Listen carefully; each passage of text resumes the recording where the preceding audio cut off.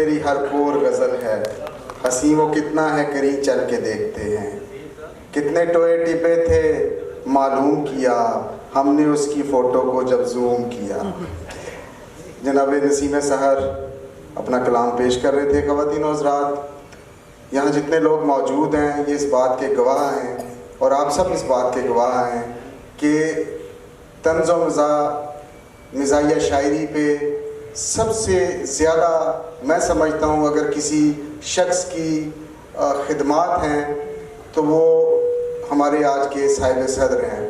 دنیا ظرافت میں نئے لوگوں کو ڈھونڈ کے لانے میں جو سب سے بڑا کردار ہے وہ ہمارے میر مجلس جناب ڈاکٹر انعام الحق جاوید کا ہے۔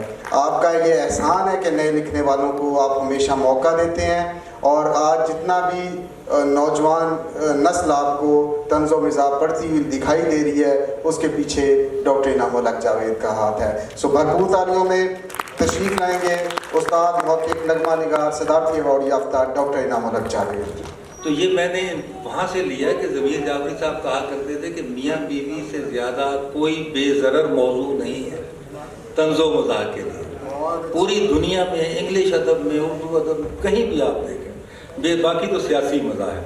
اور پھر ان کا ایک فقرہ جو میں بہت کوٹ کرتا ہوں وہ یہ تھا کہ بیوی کی بات ماننے والا کوئی برا کام نہیں کر سکتا۔ غور کیجیے، بیوی کی بات ماننے والا کوئی برا کام نہیں کر سکتا، یہ الگ بات کہ کوئی بڑا کام بھی نہیں کر سکتا۔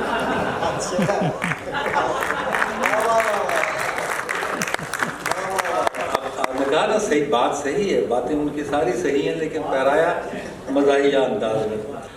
تو شعر نہیں سناتا، صرف ایک سناؤں گا کہ جب سے اینک لگی نظر والی زہر لگنے لگی ہے گھر والی۔ تو جس طرح فلم بدی بات کرتے ہیں تو جب انہوں نے یہ شعر پڑھا کراچی کے مشاعرے میں کہ جب سے اینک لگی نظر والی زہر لگنے والی لگی ہے گھر والی، تو ضیاء الحق قاسمی صاحب ادھر سے بولے کہ جب سے چشمہ لگا نظر والا زہر لگنے لگا ہے گھر والا۔ تو اب آپ سب سے پہلے اپنا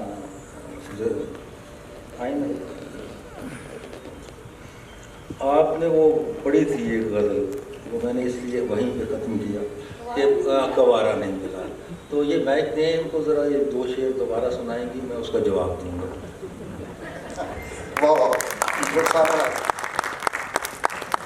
یار پانی دے دیں گے تھوڑا سا، اگر کوئی اور ہے۔